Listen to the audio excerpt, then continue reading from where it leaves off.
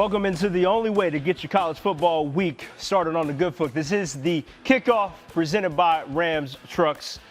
TNT here with you, Taylor Tannebaum, Treavor Scales holding you down as we get things started, reacting off of the best that was and expecting what is to be here in college football. Yeah. My predictions are falling apart. About a week. It's not looking great for your boy. I don't know how you feeling about yours, but feeling okay. Okay, that's great to hear. I'm feeling okay. Because check in next week. Yeah, that's right. We're just gonna hold a little bit because I do want to get into some of the storylines that did upset us, pun intended, over the course of the weekend. A little something or nothing that we'll start with out of the gate, beginning with the swamp. USF goes into Florida's domain and gives them that work. Maybe not necessarily in a dominant fashion, but gets the late game field goal to get the upset win over the Gators, a team that was hyped up all over the place. Is it something or nothing that the Gators lost? I don't care how you get it done in the swamp. A win is a win is a win. And I'm not saying this is nothing. This is absolutely something for the Florida Gators. Look, this is year 4 now of the Billy Napier era. And I'm not saying I expected the Gators to go on and win a national championship this year, but I do want to see progress from this team. And losing to USF for the first time ever is regression. So when you look at Billy Napier and what he's built there, this is not the direction the Gators want to be going. And for the second straight year, the athletic director, Scott Strickland, has come out very early in the season with a press release, a vote of confidence for his head coach. And I like Billy Napier. Yeah. But clearly the talk and the noise getting real loud there in Gainesville. This is just not the way you want to start a season, Trev. And by the way, they have 8 ranked teams in the future on their schedule. This was a win that they really needed to have on their resume with a tough SEC slate. Yeah, they better tighten up in short, right out there in Gator country. But I do want to make sure that we know it is something for the USF Bulls. A couple weeks ago, we talked with Heather Dinich about the prospect of this becoming a Group of 5 representative in the college football playoff. 2 early wins like this against Florida, now against Boise State, proves that this USF team can make some noise at the very least and really put themselves into quite the conversation by season's end, if nothing else, Taylor. Like they've done a lot out the gate. The Bulls running through ranked opponents already early in the season. Okay, so if we could spin it forward a little bit to one Arch Manning, I guess by way of spinning it back. His most recent performance against San Jose State did what needed to be done, 295 yards, solid offensively. Something or nothing that he got a little something going offensively. I do think it's a little something for Arch Manning. And the reason I say that is, were they supposed to beat San Jose State? Absolutely. I'm not going to give you a cookie for that. Right. But I do think for a young man that we, the media and the fans have applied on him so much expectation coming into the year, first year as the true starter for the Longhorns. This is a good thing for him. Get that monkey off your back. Get that first win. Gain some confidence in a game like that, and maybe now we can just move forward and play some football.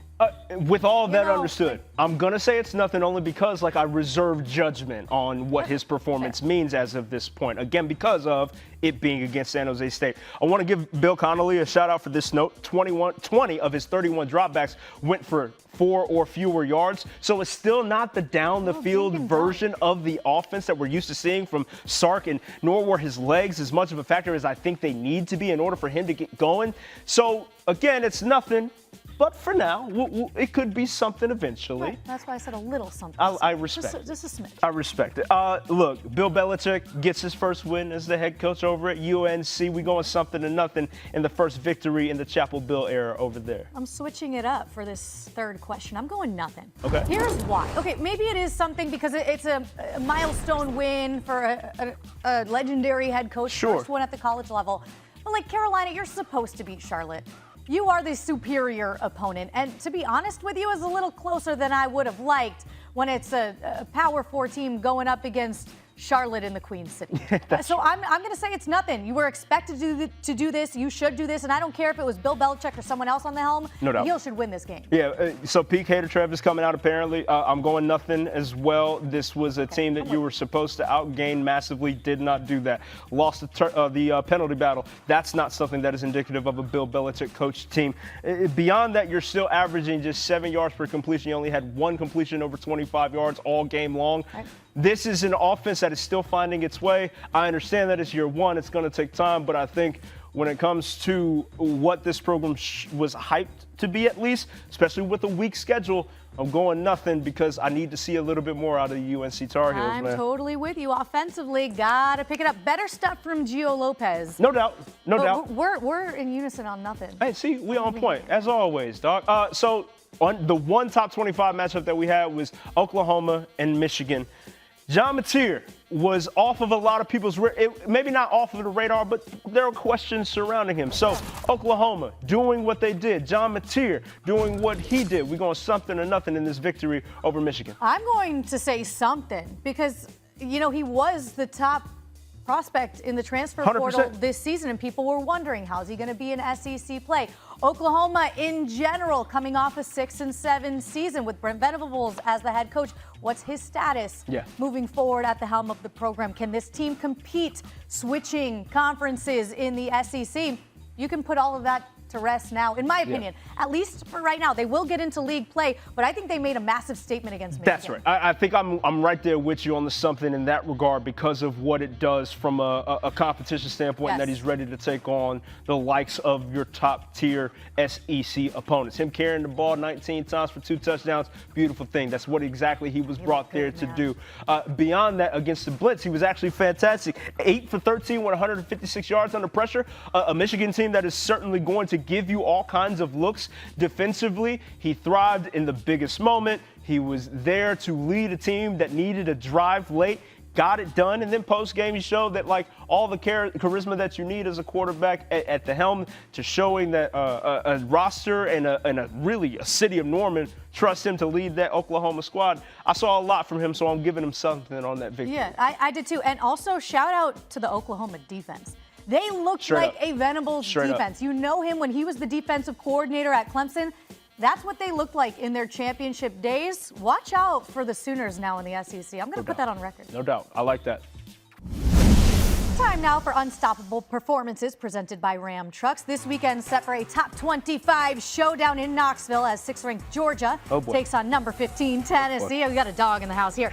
If the Vols want to be among the SEC's elite, this is the kind of game, you know, they probably want to win at home, beating the current defending league champions. For Georgia, look, they've won both of their first 2 games of the season. Gunnar Stockton at quarterback, but this is really going to be their first true test. Let's break this game down a little bit. And as I mentioned, we got a little Georgia Bulldog in the house. All right, they've been to the last 4 SEC championship games. Right now, are the Bulldogs the favorite, in your opinion, to win or at least make it to the SEC championship? The cynic in me wants to give you a resounding hell no, right? But when you look at the landscape overall, it's hard not to pick them, right? They are the cats that have most recently been at the top of that mountaintop. But I just have so many questions, right? What is Gunnar Stockton going to look like against his first 2 tests? Albeit these first 2 games were against weaker. I can't even take the Austin Peay result really into account because of the weird rain delay. It was an odd game in general. Give me the run game. Give me a strong set of offensive line play, and I'll feel a lot better because defensively, I know Kirby Smart will always have the catch schemed up, but how are you going to be able to keep pace with Joey Aguilar and their offense that is just full sending it? No, I would agree with you, and Vegas says they are the slight favorite right now, slight over Texas, and then you have LSU in the mix as well. But through 2 weeks, I don't have a reason to say that they're not going to be the favorite to win it. If you want to be the best, you got to beat the best. And so far, nobody has toppled Georgia off of the pedestal. As I noted, they are the reigning champs. So I do think there's more parity in the SEC than we've seen in really a long time, maybe ever. No doubt. So I do think experience matters. No question. And I think there are more experienced quarterbacks in the SEC right now that can take them to the promised land this year. But still, sample size small for Gunnar Stockton, and you never know what happens next. We'll see. Supporting cast is going to play all the roles possible as far as how this goes for Georgia specifically. I agree, not just on the quarterback. All right, let's talk quarterback in this matchup in Knoxville this weekend. Gunnar Stockton, the QB for the Dogs. You've already noted the name Joey Aguilar, who's the gunslinger for Tennessee. Transferred in this year, spent a couple of years at App State. So who, in your opinion, has the advantage at the QB position? It's full stop balls. Joey Aguilar absolutely slings it. And it pains me to say that because, again, Georgia's facing him this weekend. But what he has done in Josh Heupel's offense, entirely based off of timing, and he has been on it. He has been decisive. He has been incredibly efficient, averaging over 14 yards per drop back. Already matched the 50-plus yard touchdown mark that he had at App State. he's showing a level of efficiency. And I don't know that Gunnar Stockton has that same capability, even if only based upon how his familiarity in the offense is still coming along. I just think that Joey Aguilar is in a better suited position and has shown that he's ready to ball out immediately. We are giving bulletin board material right now to Gunnar Stockton and the Dogs. Because I do think the edge goes to Joey. I know. Is this what you're trying to do here? Reverse psychology. Is this reverse psychology? Joey Aguilar, 5 touchdowns this season, no interceptions. And really, that was the knock on Aguilar coming in, is he turned the ball over a ton last season, had 14 interceptions on the year. And while he's new at Tennessee and in the SEC, like, he's played a lot of football over the course of his career, and he's dealt with some adversity trying to navigate his way to the top. Now playing big boy football, he does have that home field, that crowd behind him this weekend. So I do lean Joey Aguilar, but I am excited for Gunnar Stockton to get his real moment as the guy with the keys to the car in a crazy environment this weekend. All right, if you're looking ahead to the SEC championship game, as we already did for the Dogs, they are the reigning champs. Tennessee hasn't even played in this game since 2007. What do you feel like a win for the Vols in this game would do, big picture, for them to get there? If nothing else, it legitimizes their campaign out the gate. This is the earliest that they've had a chance to play Georgia really this decade. They hadn't played them before October, let alone September. And so this is just one of those statement wins that looks good on the resume. I understand that there's so much that still has to play out for both of these teams, particularly in a conference, as you said, that has a lot of parity going on. Anybody can get picked off any given Saturday. But this could pose as a statement win out the gate, because you look at that schedule, there aren't a whole lot of other trademark wins that they're going to be able to get outside of Alabama, outside of Oklahoma. You're looking to pad that resume as much as you can. I agree. Tennessee only has the 14th toughest remaining strength of schedule among SEC schools. Only Texas and Ole Miss have a weaker remaining SOS in SEC play. So if they get this win over Georgia, the road is pretty bodes smooth. well for them, 100%. Very smooth for the Vols. All right, let's transition to a game that I don't think any of us had on our dockets as being one of a marquee matchups this weekend. Let's go top 25. Yes, top 25 showdown. That's right. Between USF, who's now 18th in the country, and number 5 Miami. USF has been playing giant killer. They already have 2 wins over ranked opponents this year.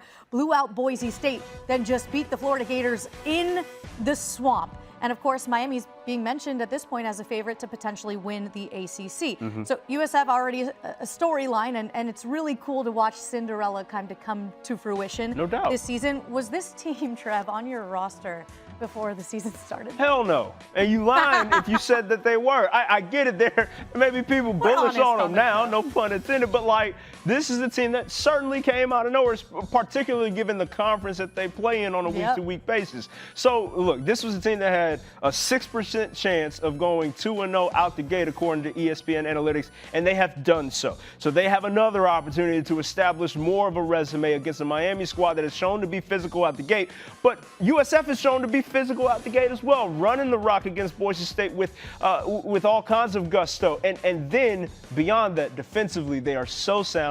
The gap integrity is dang near flawless. Nick Saban tried to tell y'all on game day that this is a team that he had trouble with as far as their discipline, and their head coach hasn't played some damn good ball. When did we stop listening to Nick Saban? I'm telling you, you better start listening to one of the greatest coaches of all time. Okay, so beating 3 ranked teams would be pretty good. And a lot of people out there would say, oh, the first 2, maybe that was just an anomaly. They got lucky in those games. But then if they come along and knock off number 5 Miami, come on now, we're talking about a real story. Do you think if they do that, they are legitimately a contender for the college football playoff? No doubt. Like, because you're beating teams that have had all the hype that you could have leading into the season and sort of dismantled the hype, whether it was deserved or not, right on the field. So there is a case to be made for this team, especially when it comes to the group of 5 competition, where Boise State was largely thought to be the team that was going to sort of run away with it again and have that bid solidified for them by season's end. They have the head-to-head win that they need in that level of football. I know that the conference play is going to drop off of a cliff, but getting these trademark wins early against defined programs is massive. I agree. Okay, hear me out for a second. I want to go through this with you. First of all, as you see here, South Florida is currently the highest ranked G5 team. They'd only move up if they beat Miami. They don't need to be losing silly games in the American. If they continue to play well, that would bode well, and I can't see them falling under any other G5 team, especially if they pick up this Miami win. Food for thought. Let's say they do beat the Canes, okay, and they run the table in the American. They go to the conference championship, and they lose in the conference championship game. Let's just say, all right, hear me out here. Maybe they're no longer at that point the highest ranked G5 team. You think they still would be, but maybe not. Maybe something else crazy happens. Maybe UNLV keeps doing what they're doing. They beat UCLA this weekend. I did some research last night, and I looked back at the playoff teams from last year that did not win their conference. Okay, hear me out. Didn't win, but did get an at-large bid. How many ranked wins did they have when they got an at-large bid last year in the college football playoff? Texas and Notre Dame, both at-large, had 4. Okay. Tennessee, 3. They didn't even play in an SEC title game. Ohio State had 2. Did not even play for a Big Ten title. SMU had 2. Penn State had 1. IU, 0. And they did not play for a Big Ten title.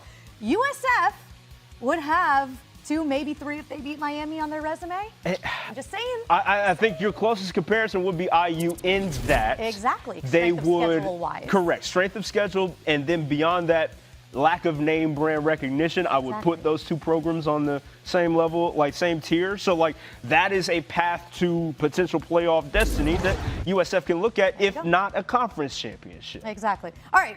We got great action coming up this week, but we actually had some great stuff. Not even just on the field, but off the field last week, all around college football. We love shenanigans on this show. Let's talk about in Central New York. This video, Trev, you don't see this often. Syracuse did have a comeback overtime win over UConn, but apparently that was not good enough for Fran Brown because they had to run sprints after the game was over. 3 worst words you can hear from your coach is get on the line. On the line, rather. I despise it. It still triggers a guttural reaction in me. And so I felt bad for them boys, but I was laughing. I'm not going to hold you. Yeah, Fran Brown was like, I love that we got this win, but I absolutely hate the way we got it. We saw this happen in the NFL a couple of weeks ago with Jalen Carter spitting at Dak Prescott. He got ejected. Then Florida defensive lineman Brendan Bett decided he wanted to mess around and find out what would happen in college football if he spit a little bit at the other player. He got ejected. Yeah. What are we doing? This how I know Florida ain't watched no film. NFL, college, or otherwise, because they could have seen all that play out and not have done this. Hey, we're looking at you, crazy Florida, and that did lead to the game-winning field goal for USF. Oh, look how sweet this is. We love on this show. Yeah. You know? Nebraska tight end Luke Lindenmeyer proposed to his girlfriend after the Huskers home opener. What would he have done if they lost, though? Oh, see, you messy. You are messy for that. Congratulations to the lovely couple. And how about this exchange here between a reporter and Steve Sarkisian? Take a listen. Arch Manning seemed to be having some throwing pains by the According to quarter. who? Arch. Arch said that to you? No. Oh, according to who? It just looked like he was. He doesn't have any. Is there an explanation to why it looked like that? I don't know. I've never filmed any of you guys when you're using the bathroom, so I don't know what faces you make when you're doing that. Bro, you could have just said I ain't never seen your face when you write a story. Why bathroom? Why? I didn't have bathroom talk on my bingo card this early in the college football season. This is the face we make when we hear that.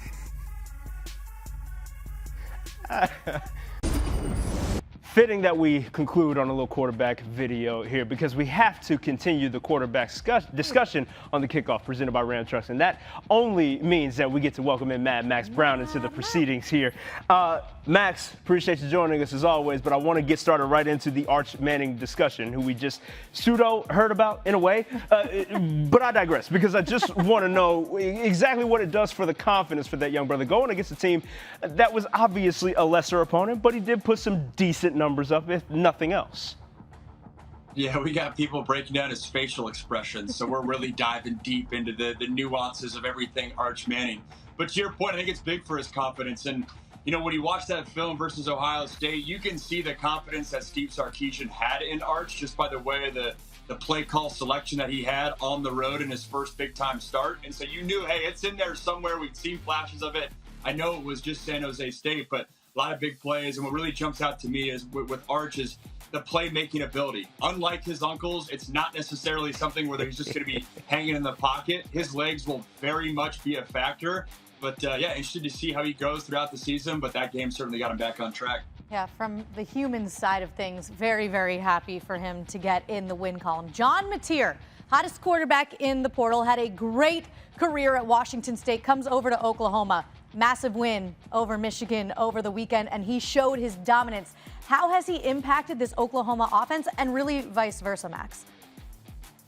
I don't think there's a quarterback in college football that has more responsibility on his shoulders, play in and play out, than John Mateer for this Oklahoma offense. I mean, you look at 34 attempts last game, 19 carries, and the criticism with John Mateer, or maybe the question with John Mateer going into the season was, hey, it's great when you do that up in the Palouse at Washington State, but how does that translate to SEC football? Right. Well, I know Michigan's not SEC, but Michigan's not too far removed from a national title. So it's looking like the transition is going to be A-OK for John Mateer. I know one of the criticisms coming out of the game is like, all right, can he withstand 19 carries game in and game out in the SEC?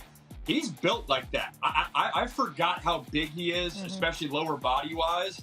I actually think he can take the punishment. I mean, in terms of how college quarterbacks are built. To me, though, if Oklahoma's going to contend for an SEC title and take that next step, they can't have their quarterback, just from a scheme standpoint, carrying the ball 19 times. They have to find a way to get that run game going, especially Jaden Knott, who I thought was one of, if not the best running back transfers in the country last year, that kind of went slept on, the transfer from Cal. Yeah, dude was a dynamic ball player out at Cal. Like, really did do a lot of things offensively for them. So maybe John Mateer gets that help later on. But speaking of just sort of dominating competition when it's put in front of them, Ty Simpson certainly did that against UL Monroe. 17 for 17. We've heard the stat line thrown out there quite often. But what questions, if any, does this performance answer for this Tide offense going forward?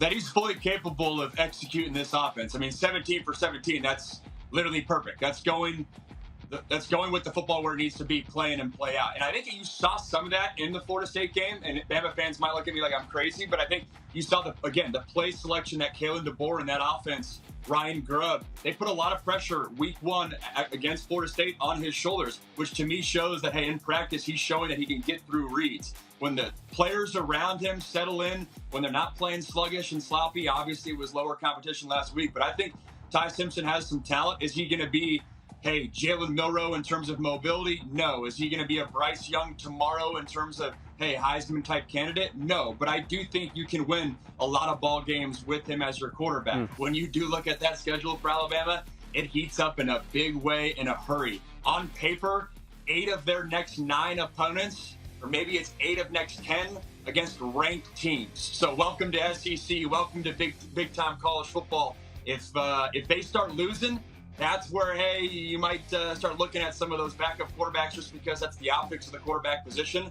But I think he's playing well after that second week. Yeah, grace is not something Tide fans have a ton of. Absolutely when it comes not, to their quarterback play there in Tuscaloosa. Let's transition from Alabama to Florida State. Thomas Castellanos, the quarterback in Tallahassee, was great against Bama, dropped 77 points in their win in week 2. He honestly didn't have to do a ton in that win for the Noles. But Max, when you look at Tommy, is it possible by the end of the season he ends up in New York for the Heisman Trophy ceremony? And if so, why? I think it is because it's looking like Florida State's on a path to contend for a CFP spot. And if Florida State finds themselves as one of those top 12 teams, it will be because of Thomas Castellanos. This offense runs through him. Again, with Gus Malzahn as the play caller, he has to have a dual threat quarterback. It's going to go not only through his legs, but the right arm as well. And so if Florida State's in there, it's going to be because of number one. And then you look at the optics of what Florida State has coming. In 3 weeks, they got Miami. That's going to be a big-time nationally televised game. And then in November, they go to Clemson and to the Swamp. So if you're getting in the CFP, that means you're beating some of those teams. I think you still can get away with maybe losing 1 or 2 of those games. But nationally televised games, big moments. He's got the skill set that's going to excite people. And again, the combination of his arms and legs is, the reason Florida State's offense is off to such a hot start. Not to mention the confidence to boot. That brother, you can't tell him nothing, man. He stepped inside the room. He's ready to go, regardless of the environment. Hate to be a Debbie Downer, but we got to talk about Cade Klubnik, right? He was a cat that a lot of folks looked at as a potential Heisman winner. Obviously, the offense has struggled out the gate. Why aren't the preseason assumptions coming to fruition for this Clemson offense, specifically in the passing game, Max? That's the question, and I don't know, and I don't think Dabo knows. I don't think Garrett Riley knows. They just can't seem to get on rhythm, and I had them in person last week against Troy, and man, Troy was up 17-3 at half. It looked like we were on upset alert. They were on upset alert. I do think Cade may have found something in that fourth quarter. He had a couple of those long pass plays come together, but you mentioned it. I mean, I point to, hey, where's he at mentally in terms of the confidence? So much hype in the offseason. People saying he's the best quarterback in college football. People saying he's poised to be the #1 pick in next year's NFL draft. Cade's no stranger to expectations. He had that coming into Clemson, but so far it just hasn't worked out. And he was without his top receiver, Antonio Williams, last week. He's expected to get back. They have receivers on paper. They have an offensive line that they like. They got a good running back. To me, it just feels like they need one quarter of football to just get back in rhythm and almost like pop the anxiety and let them just get back to playing football. Playing tense, can't get on rhythm. But the fact that it showed out in against LSU, and it was not pretty there in terms of the second half, and then again it happened in Troy, 4 straight quarters without scoring a touchdown. That to me is not just a fluke, maybe something bigger going on for this Clemson offense. Yeah, one place that can't happen is this weekend in Atlanta. They're going to play Georgia Tech, and the Jackets are hungry, potential sleeper this season. All right, gone are the days of Shedeur Sanders out in Boulder. We know that. And this past weekend, Deion Sanders played all 3 of his quarterbacks in their win over Delaware. And according to reports, Pete Thamel's reporting it, Ryan Staub is expected to be the starter for Colorado this upcoming week. What do you make of that transpiring out there? Martin Luther Staub, as Coach Prime calls him. That's right. He's got a dream and taking advantage of his moment. I mean, the biggest thing that jumps out to me is this is the first time in Deion Sanders' coaching career that he's had to navigate a quarterback competition. I mean, Shedeur's been his quarterback his entire coaching career, high school, college, and there's no way he was ever benching Shedeur. And so he's having to navigate this. And honestly, it shows through. I mean, through 2 weeks to still have a 3-quarterback rotation is concerning. But what's unique also is I don't think any of these 3 quarterbacks have been playing horribly. I mean, Caden Salter was 13 for 16 last week. It was efficient. He wasn't making catastrophic mistakes. The one read he did miss in the red zone, when you go back and watch that film, he was benched the very next drive. So the former quarterback in me is like, ooh, that's a recipe for playing with a short leash. That's not what you want out of your quarterback position. And then if I was a Colorado fan, I'm looking at Caden Salter and Julian Lewis, the other 2 quarterbacks.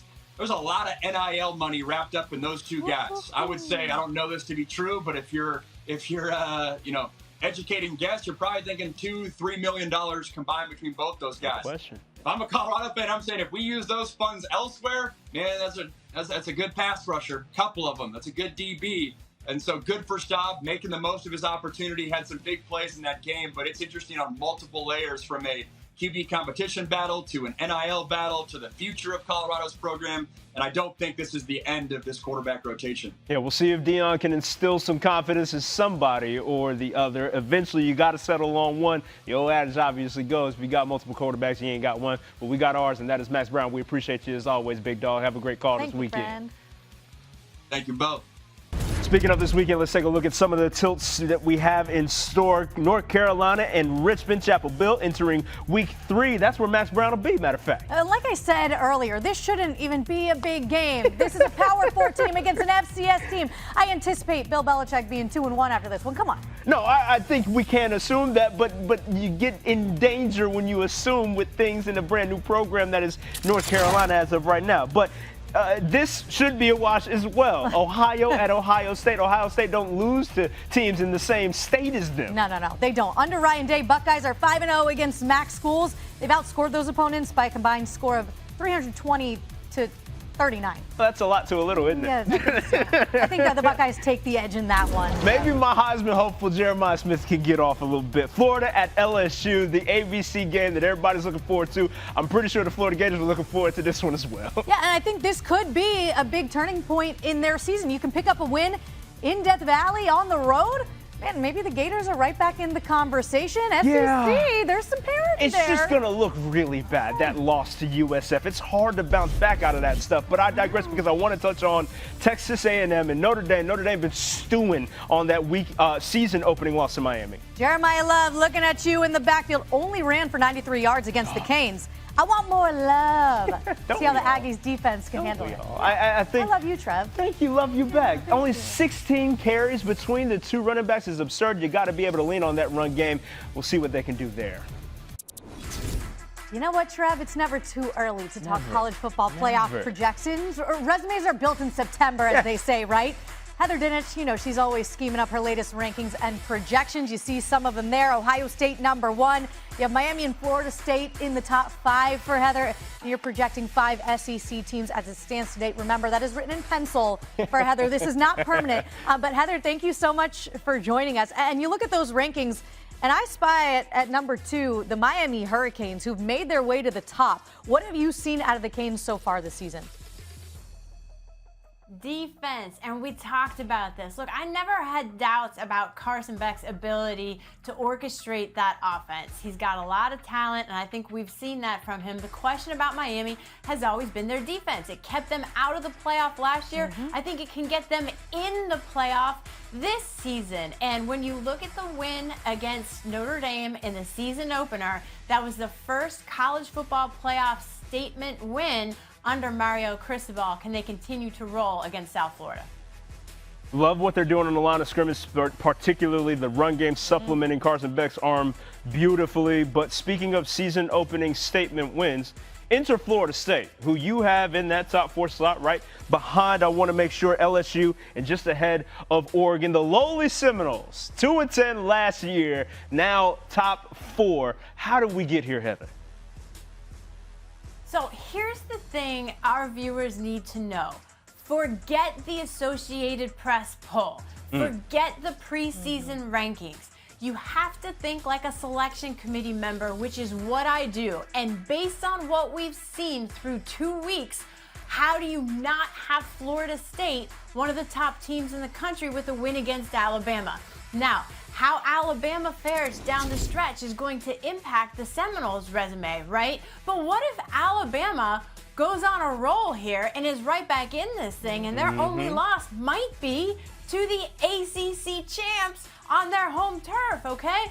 So Florida State, that was not a fluke win against the Tide. I think when you look at them and the talent that they have all over the field, you've got to forget last year. Mike Norvell's trying as hard as he can to make people do that. But you have to evaluate the teams on what we are seeing at this moment. I love that point. Think like the playoff committee would think. Reset it every week. Yeah, reset it every single week. And listen, you don't have to debate me on where Florida State stands. I'm a happy alum over here. All right, as for the Clemson Tigers, they're not in your top 12 currently, and they do only have 1 loss on the season to a really good LSU team. They did struggle against Troy. Why was that enough for you to drop them out today?